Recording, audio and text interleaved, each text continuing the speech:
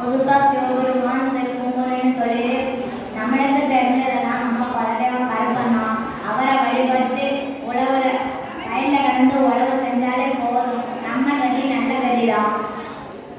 ஏனப்பா அவரும் ரொம்ப நாளாக கோயிலே தரிசனம் சிவபெருமான்னு சொல்றாங்க.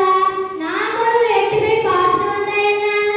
வேணும்னா நீர் போகும், ஆளை விடும். வாங்கடா போகலாம், சும்மா நேரத்துல வீணடிச்சுட்டு. நந்தா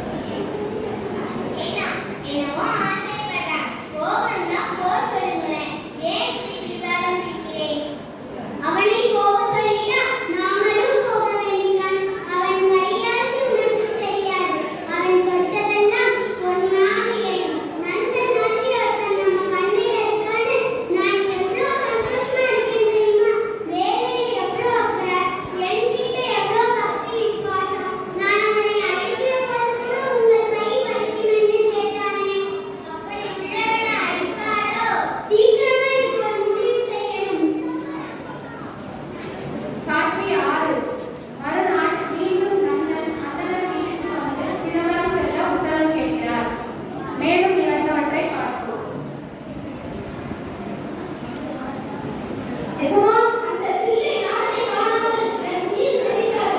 ஒரு தரம், ஒரே ஒரு தரம். நான் போக உத்தரவு கொடுங்கள்.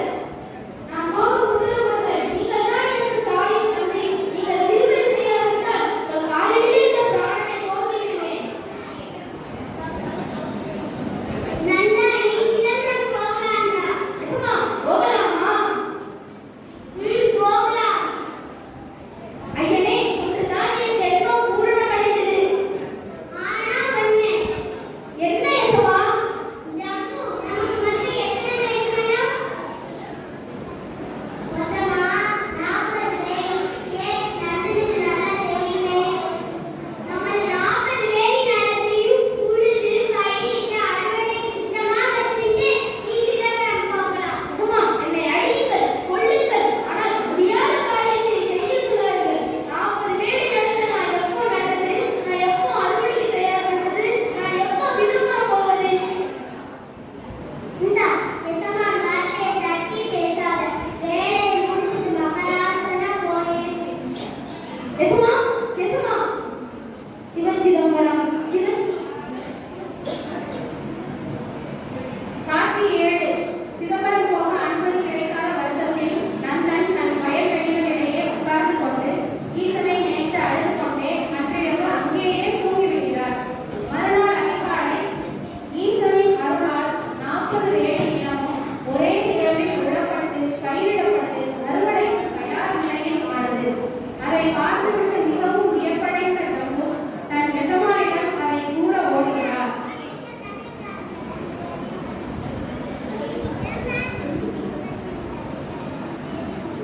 எசமா, எசமா, கண்டு பாருங்களே, அப்படியே வளைஞ்சு குலுங்கி கிடக்கு.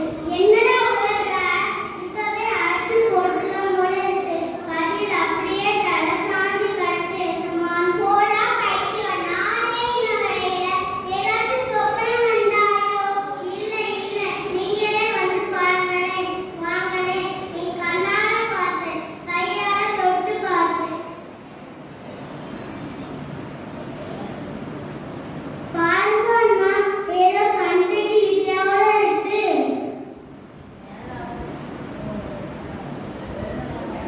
ஐயோ, நன்னா நன்னா, உன்னை குடிச்சுக்கார பாவியாக்கிட்டேனே.